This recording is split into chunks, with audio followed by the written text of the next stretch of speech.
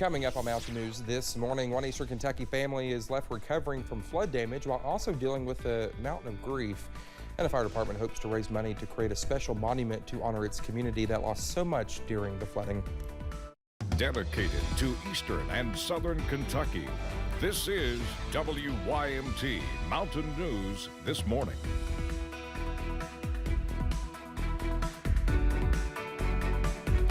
Good morning, 6:32 on this Thursday morning. I'm Dakota Makris.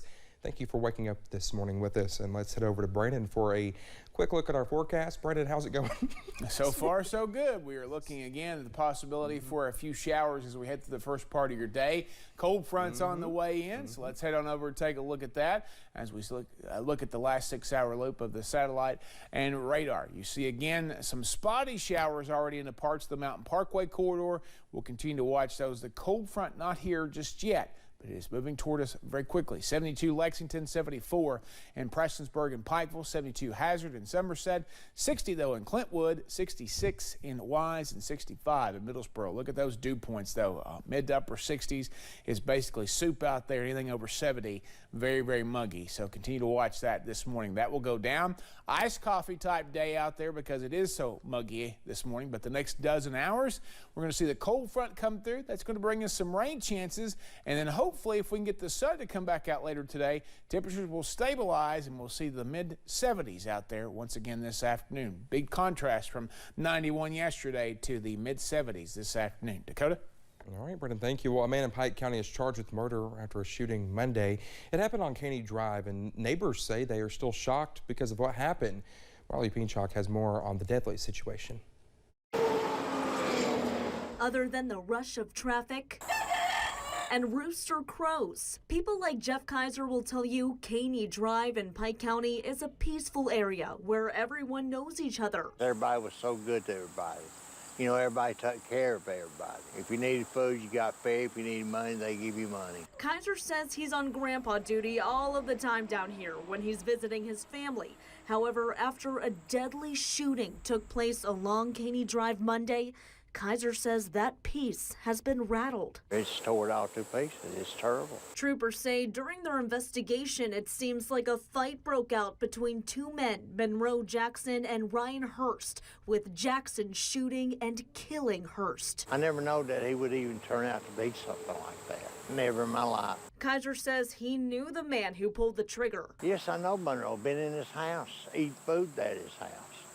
And everything, and he was a nice guy when he first come here. Troopers say Jackson has been charged with murder, a deadly incident Kaiser says makes him want to hold his loved ones a little tighter. You'll be more and more naive in what you do, and you'll love them that much tighter, and you'll hold them that much tighter. And stay on high alert moving forward. I think everybody ought to pay attention to what's going on around them sooner than we really realize what was happening. That was Marley Pinchak reporting. Monroe Jackson is being held at the Pike County Detention Center. Well, a former Johnson Central girls basketball coach was arrested. Officials say 54-year-old Darren Rice faces rape, sexual abuse, and sodomy charges. Rice was listed as the coach of the Lady Eagles on the KHSAA website for 9 seasons, starting with the 2013-2014 season. The school district released a statement saying it always strives to work with law enforcement and the community to protect its students. And 3 and 2 former UK football players are suing 3 members of the Lexington Police Department. The players say Officer Cody Vinlove made false charges to frame and defame them. The 5 players were suspended from the team last year after they were charged with first-degree burglary. However, in September of last year, all charges against the players were dismissed. The lawsuit also named Sergeant Donald Gordon and Lexington Police Chief Lawrence Weathers. The players claim the charges harmed their football, educational, and professional careers. For each of these players, they very easily could have been wrongfully convicted. You know, if they didn't have access to counsel, if they didn't have families that supported them, they could have been a part of this system and went to prison for more than a decade of their life, even though they didn't commit a crime and in fact were the victims of hate crimes, as our lawsuit alleges. A 6th player who was charged last year, Ernest Sanders, has since transferred to Saginaw Valley State. He is not involved in the lawsuit. Well, on Wednesday, the University of Kentucky hosted a training session on active shooters. The presentation focused on the run, hide, fight strategy. The FBI says active aggressor incidents went up more than 52% from 2020 to 2021, and the numbers include at least one incident in Kentucky. A man started shooting at people on I-65 last November. 2 certified trainers hosted the training at the Horsham Theater. And Williamsburg police are investigating what they are calling a hit and run at Riverside Produce. The incident happened on Saturday. Police said a witness described the car as a black or dark colored car and said it was possibly a Volkswagen. Anyone with information is asked to call Whitley County Dispatch. And Kentucky State Police Post 11 in London has a new post commander. Knott County native Captain James Ryan Catron previously served at Post 10 in Harlan and Post 13 here in Hazard, and most recently he served at the Inspections and Evaluations branch until his recent promotion to commander at Post 11. Congratulations to him. A family in Floyd County is recovering from flood damage to their homes, but they are still grieving the loss of the patriarch of their family. Our Jordan Mullins has more from the homes of Michael and Pam Cottle in the Wayland community and how they are carrying on despite the loss of their father and husband, Philip Cottle. In late July, catastrophic floods hit the Wayland area of Floyd County, damaging homes and other property in the area. Out of all the flooding that I've dealt with, that was the worst. I've never seen water rise as quick and come in as quick as what that did. Michael Cottle is an officer and secretary at Garrett Volunteer Fire Department. He worked at the station alongside his dad, volunteer firefighter Philip Cottle, who died in the line of duty in late May. Now Michael and the Cottles carry on without their father, grandfather, husband, and their rock. Always a flooding before, it was like, I knew what to do, but my dad was there and I was like, what do we need to do next? I had somebody to say, hey, remember, we got to get this out. We got to get this out. I didn't have that this time. The homes of Michael Cottle and his mom, Pam Cottle, were heavily damaged by the floodwaters, but they have since began rebuilding.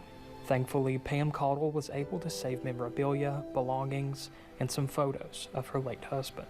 So the things I was able to save mean something to me, because now it's all I got left of him. Just a few trinkets, things that he bought me, dishes, he knows I love dishes, vintage dishes, and I was able to save those.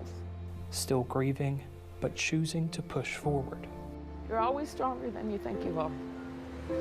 You just have to get up every morning, thank the Lord for the day, and keep going.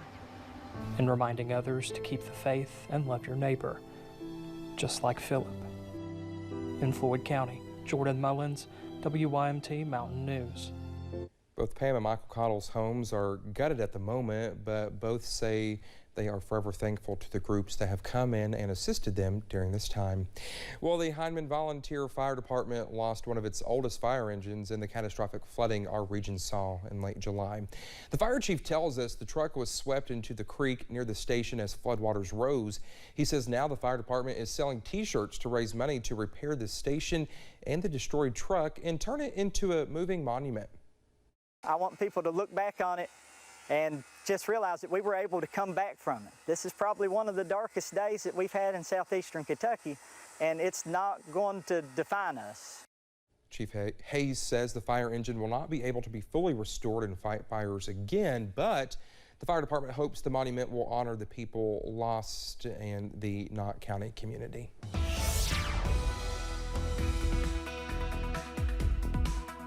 .641 here on this Thursday morning, Friday Eve. Corbin and I-75 starting to lighten up just a little bit, and you can tell there's not a whole lot of clouds out there this morning. So that's the thing.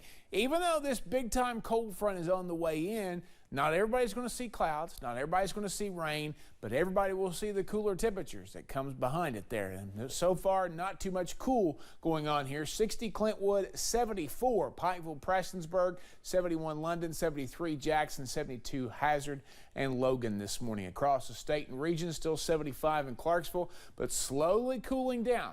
You see Cincinnati was at 71 earlier. They're down to 68. So that's basically where the front is draped. It's just taking a little while to get it cooled off down that way. Breakfast forecast for you this morning as you get your bowls out for your frosted weather wheats. We're going to see those temperatures slide. Rain chances haven't developed yet, haven't evolved yet, but we'll hopefully start to see a little bit more of that as we head deeper in the morning, because if we don't, it's just going to be the chill that you're going to be seeing by later this afternoon. Dakota? All right, Brendan, thank you so much. It's 6:42 when we come back to our Mountain News this morning. There's some good news in the fight against cancer here in the U.S. We'll tell you what it is in just a few minutes.